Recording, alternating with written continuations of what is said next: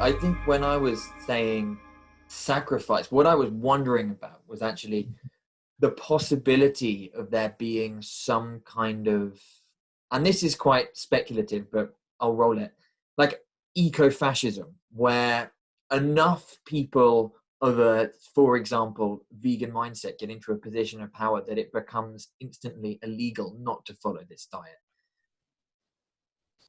Or to not be, for example, an environmentalist. And that is worrying because all of a sudden political force becomes legitimized to be used against people who don't participate in and practice this diet.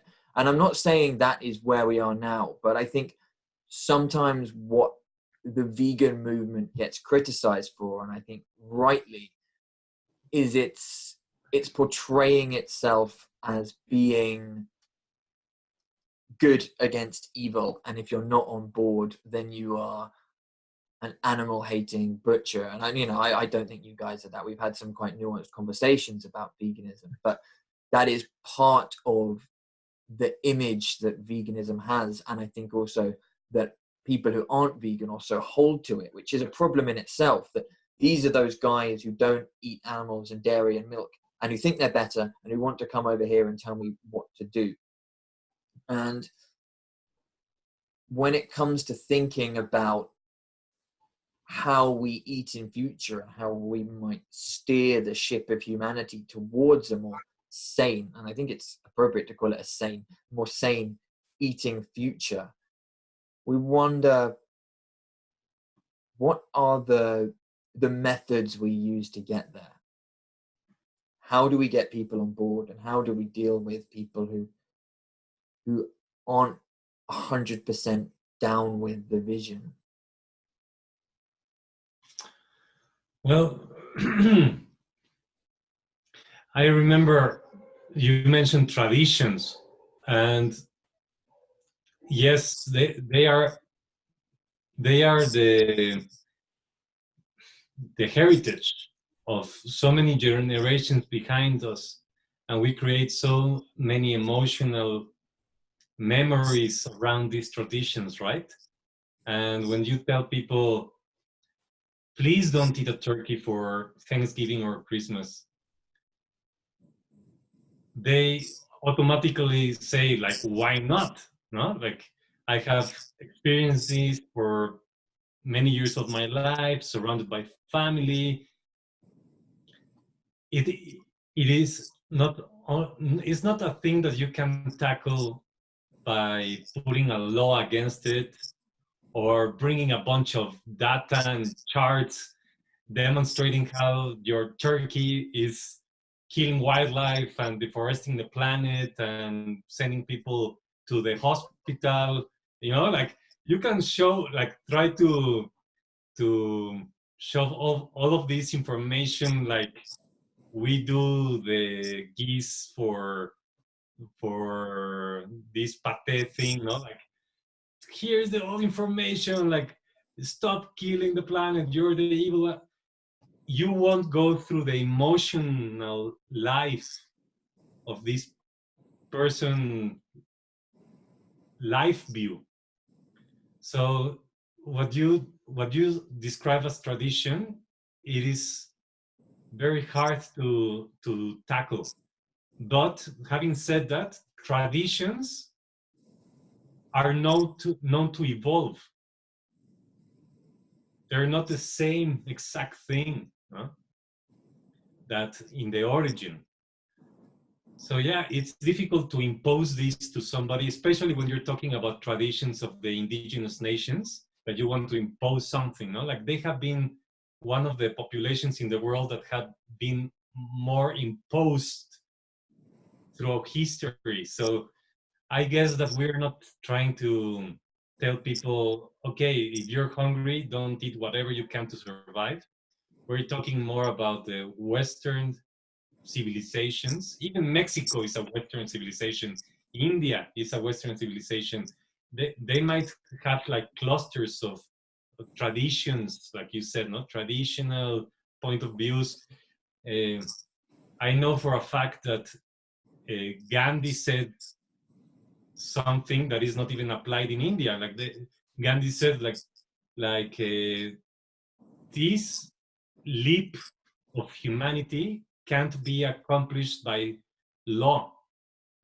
Like law is not going to change it. It needs to be something metaphysical, some kind of spiritual connection, not religious connection, but some kind of understanding beyond what has been presented to you in this egocentric technological field imposition. No, culturally we have been told how to dress, what to eat, how to marry, what to study, how to live. There's something more. There's something beyond that. So veganism, I agree that it can be very militant and telling you, you can't eat this. But what Sylvie and I are proposing is like, focus on all that it's out there, that it's unknown to you, that you can eat and be more aligned to your values and what you feel that you want this world become, or is already emerging. Think about that direction other than the restriction. Like when you're eating according to your values, to your own personal values, and when you know the origin of what you're eating and you value it, it can become a hell, right? Like you said at the beginning, I almost don't think about food. And that is a blessing in a way, no? Like not to think about where did this banana come from, no? Or where this turkey come from. Like it tastes delicious. That's all I care right now. But at the same time, it creates a possibility of having a connection to the whole, to understanding that you can be living in a whole new world, feeling better than ever, doing better than what you used to before. Because I was born in a city. I remember this. I asked my parents when they were still together. I was probably 4 years old. Like, Mommy, where does this burger come from? And I remember not being answered. Maybe I was distracted, no? Like, hey, like, look at this toy or whatever, no? But I remember asking this. So this is something important in our human selves, to ask questions. Since we're kids, we're asking questions all the time. And then we're told, if you want the job, don't ask questions. If you want to get ahead in life, don't ask questions. Just like, go with it, go with it, go with it. And right now, what we need to do is exactly what you're doing about veganism. Question the hell out of it. Question away. Like, and then get to your own answers. Hopefully, we will get beyond veganism, transcend fossil fuels, transcend economy, transcend all of these paradigms that we think are real and that they're only enslaving us into continue to have the same outcomes that nobody wants. I'm quoting Otto Scharmer, no, from the processing. But yeah, it's exactly that. We need to transcend, and this moment in life is calling us to do that. So yes, thank you for questioning it. And every time that you can, question everybody, because I know that veganism is not flawless. We need to encounter other points of views. Well, now what I'm thinking. Maybe just add to this, I think fear-mongering and restrictions and laws and threatening has never helped any cause. And like, I think what you can win people over with is, in this case, is taste, no? Like really delicious, tasty food. And the better we grow it, the better it will taste and the more nutrition it will have. And then people become healthier by just having better nutrition again. And maybe also spiritually and emotionally healthier, because I feel a lot of people block this whole discussion about veganism and about like, oh, killing animals, they block it off. My parents also, they don't want to hear about it because it's like not convenient to think about it. You don't want to have these emotions. And we were raised, or we were now educated to not ask these questions. And at a certain age, you're too old to be so compassionate, let's say. But I think by having more healthier nutrition food and having more a relationship to your food, this will come back, and you will have this emotional opening and this connection to nature. And so I don't think you will forever being stuck with this, oh, this is veganism and they are fighting us, we are the evil. And I think it will merge more gradually, more organically, let's say, into something that is better. Like right now, we can only think of black and white veganism and non-veganism. And I think there's so much more to explore with opening up like more nutritious, healthy food, and opening up also your senses and being more feeling again. Because we're not allowed to feel anymore nowadays. You have to function. You don't have to feel.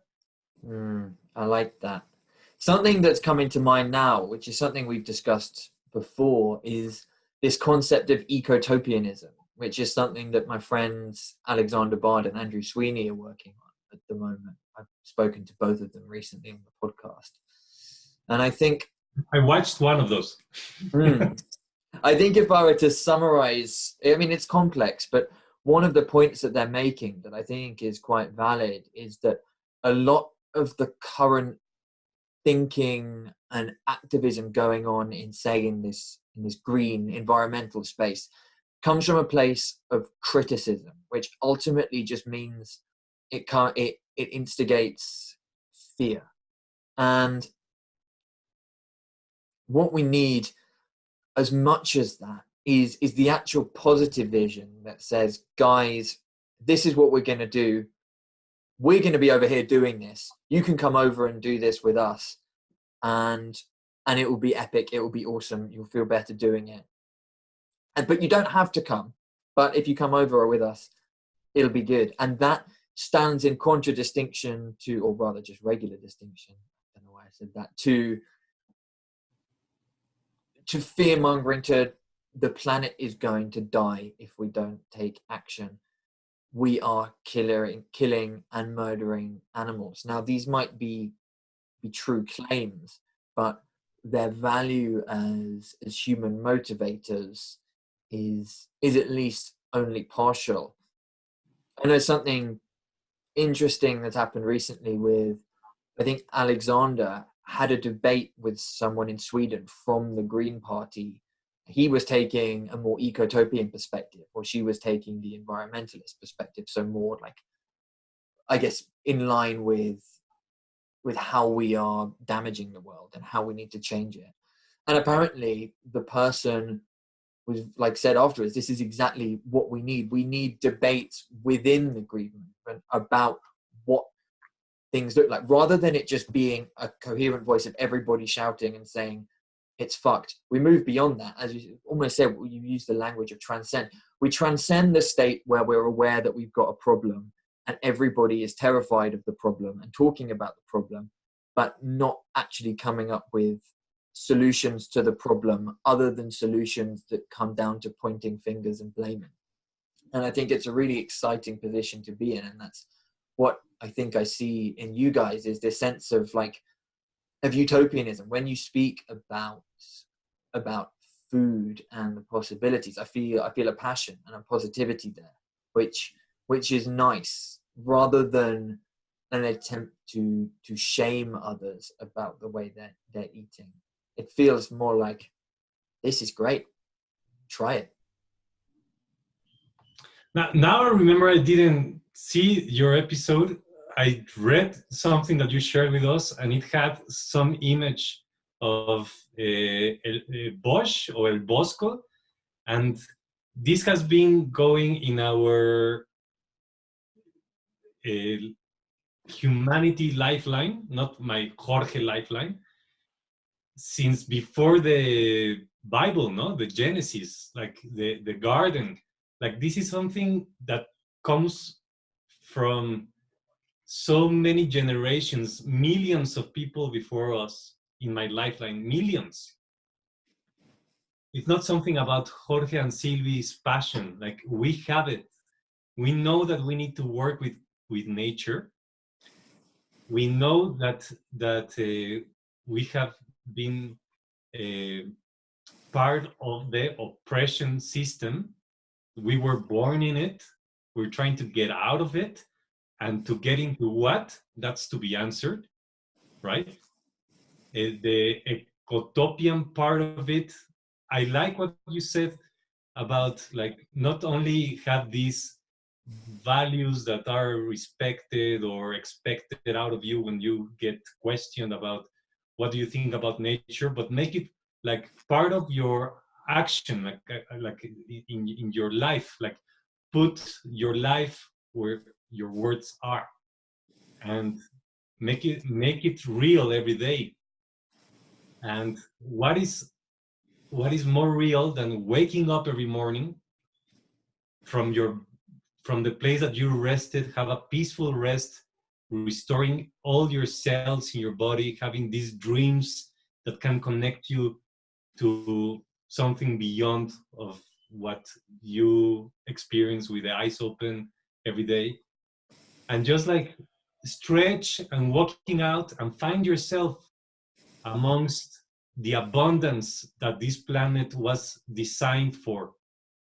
Like all the food that you need around you, that you don't need to sacrifice your life to get money in exchange of your time to buy these foods, but you just can't even, don't think about it. Just like go with your senses and see what is ripe and share it with the neighbors and smell it before you taste it and get so much nutrition, because flavor and nutrition goes hand in hand. That is the way that we want to get people in love with plants, because of the flavor. Like these are flavors that Sylvia and I are blessed, are like so enriched, because most of the people of the world, at the most, they will try 100 plants in their lifetime and still call plant foods boring. We have gone beyond that 100. Like what Sylvie was saying at the beginning, only 9 plants in the world are 75 or 80% of the world produce. That is so boring. That I agree completely with most of the people that don't get excited about having a plant-based whole food meal. But what we want to transmit is like, instead of putting your money financing these companies that are all about controlling the seed supply, like most of our seeds of these 9 plants belong to 6 companies in the world. Go to your farmer, go out in the country, see what they're growing. There's ancient seeds all around us. Like, talk to the old people. Talk to that person that is still holding on to their little lot, because veganism, it was not an ism. It was an idea of compassion, of helping out all life. And of course, animals have the worst part of all of this, like farmed animals. But also wildlife is disappearing. Not only animals in the wildlife, but also plants. And we're not recognizing that fast enough. So yes, how can you not be excited about the possibilities? So what are the most important next steps to take? What is it that you guys have got your eye on? And what do you think people interested in this should be looking into? Good question. I think, like, being the two of us, like, what we find very important is connecting to other existing projects and like the positivity that is already out there, instead of seeing the negative bubble that we're living in. Or like, I mean, we're obviously not surrounded only by vegans, or by, like, Mexico City is far from being a food forest, but connecting ourselves with those people that already walk the talk and like have a project going and then like connecting, like making like a network, and then this can be contagious. Like I think even people that aren't vegan, or even people that are not interested by the idea, if a city decides we grow this for free and you can help and you can harvest, and people get excited, because I think it's also this, what we said before, this human connection. Like you don't know your neighbors anymore, and then you come in these edible landscapes, edible cities, food forests, and you connect to people. And I think like once you overcome this fear of like, oh, I have to talk to my neighbor, or like, oh, I might meet this person, like there's so much more, there's so much more richness. And I think like the connecting the dots of what is already there is very important, and not feeling so isolated and alone in this effort. Yeah, reclaim your land, reclaim it. Like this planet is not yours, but reclaim your position on this earth. And Bandana Shiva says, plant is the most rebellious act you can do. Plant. I would add to that, don't plant by yourself. Try to make it a social event. Try to open conversations around it. Plant whatever you can. Like if it's something that won't give you enough calories and enough nutrition, doesn't matter. Like get in touch back to what healthy soil can magically pop out and have a green leaf coming through the darkness, and understand how you're connected to that, how that little thing translates the sun energy to your life, that you have some quality to absorb, like to produce your own vitamin D, but we need to eat to have energy. That's our main source of energy. And these little plants are the translators of the sun energy to your body. And that is amazing to understand. And maybe it sounds too weird, but it is important to find this link to the galaxy, to the cosmos, to the whole. And plants are here right now. Like, don't give that for granted. We don't know for how long, if we don't pay attention to that, how much longer that will be available to us. So appreciate it, learn to appreciate it. Talk to somebody that appreciates it, and understand the soil, more than the food, the soil, and how the land is getting through our fingers. Like we're losing land access to land. And it's all related to freedom of food, to freedom of life.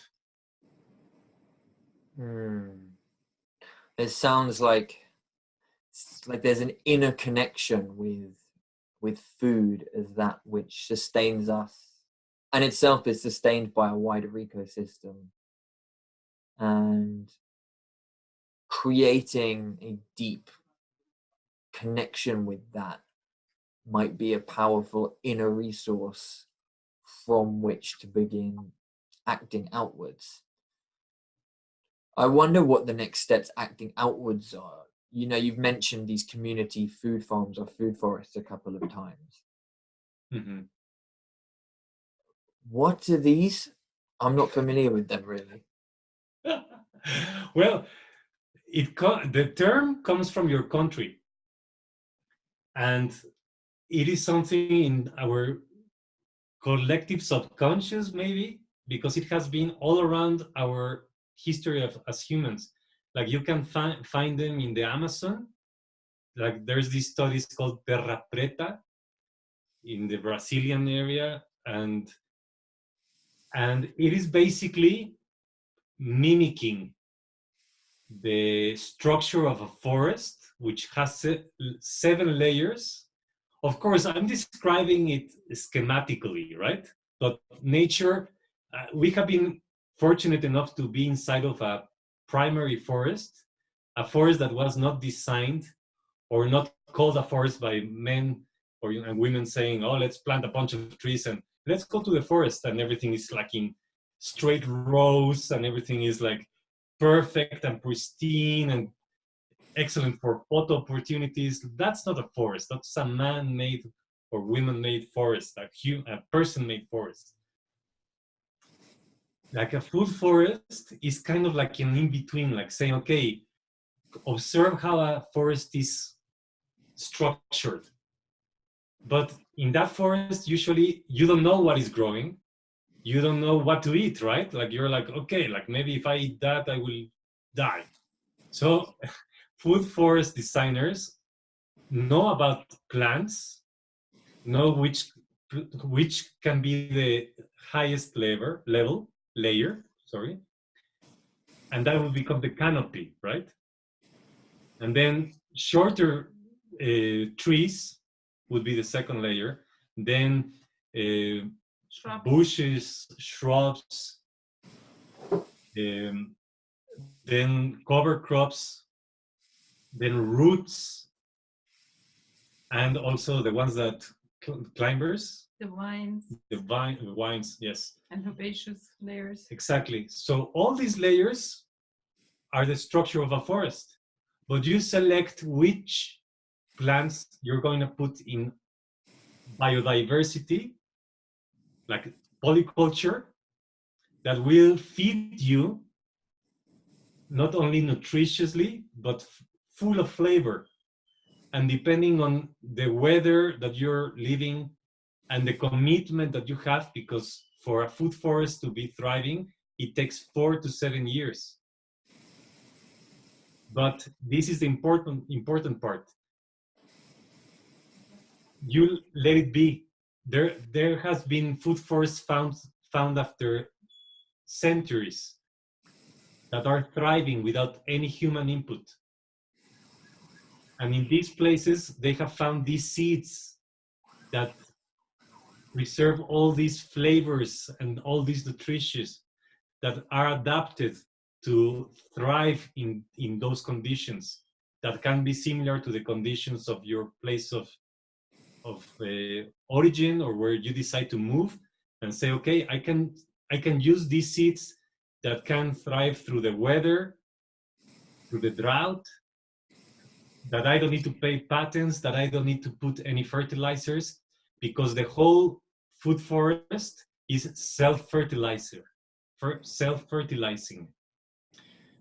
So yeah, like Robert Hart was vegan and was a countryman of yours, and he was what I have seen videos about him and his legacy, and it's so beautiful of a man.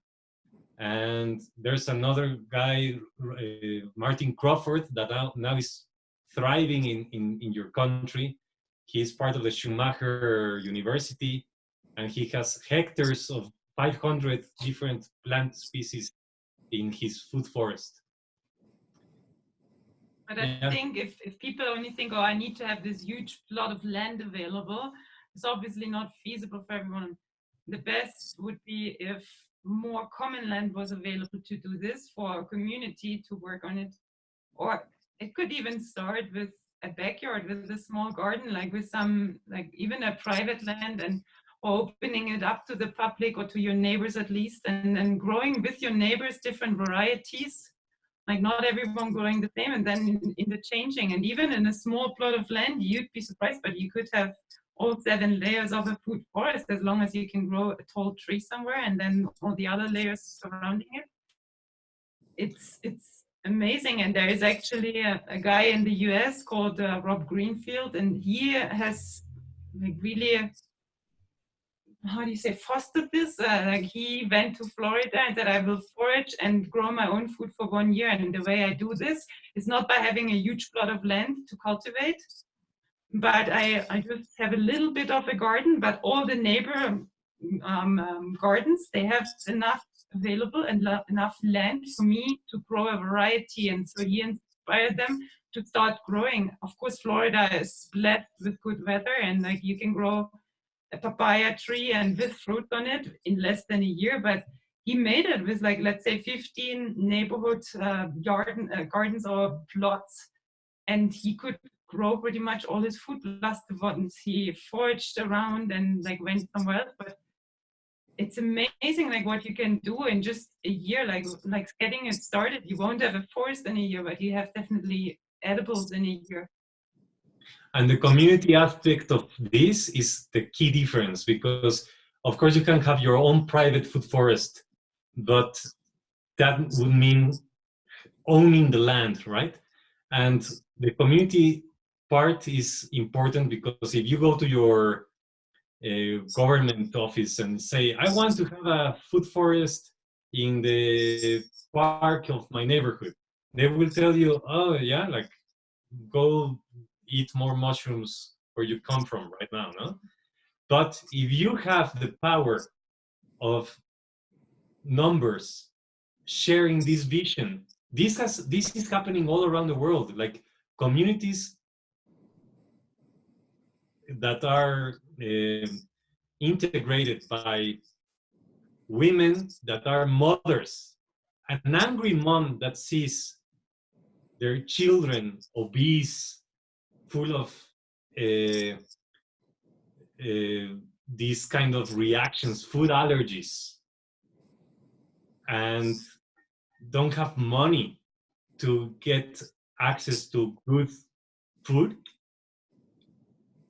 and you get them together to talk, they can transform the world, and they are doing it. And joining by conscious men and the whole society of like intergenerational movements, they show up to the same government office and say, we want this park to provide us healthy, nutritious, flavorful food, and you will see results. So that's the main difference. You don't need money to get access to land. You need numbers of people sharing the same vision, because this is our land. And we need to remember this. I like this vision of getting people together to take the land and build a forest of food, rather than it being laying out what people need to do and how we need to eat. Again, it's let's make this thing and it'll be beautiful and it'll be great and we can go from there. Guys, I think I need to wrap up, as we've been talking for over an hour and I said I needed to go after an hour. Thank you so much for the time. We have enjoyed it so much and we feel happy, right? Yeah, and obviously we could talk about this for hours. You should. Guys, I was just thinking just then, start a podcast. Who knows? Seriously. Or seeding that sowing that seed. Maybe that's the future emerging. Right, I'm hungry and I'm in my mum's house because my Wi-Fi at home is fucked. So I think I'm going to go raid the fridge and look for some tasty plants. I think there's some tomatoes in there. Enjoy. Is there anything else you guys would like to add? Anything you'd like to plug, your website or anything else? freefoodforfuture.org. Don't pressure yourself. Go plant-based. You don't need to be vegan. Surround yourself with positive, like-minded people. Yes. And thank you again, Owen. It has been such a good time to hang out with you these last months, and especially this opportunity. I'm very grateful, and keep going this fantastic podcast. Thank you again. Yes, thank you. And thank you for being one of these positive, inspiring people in our circle. Thanks, guys.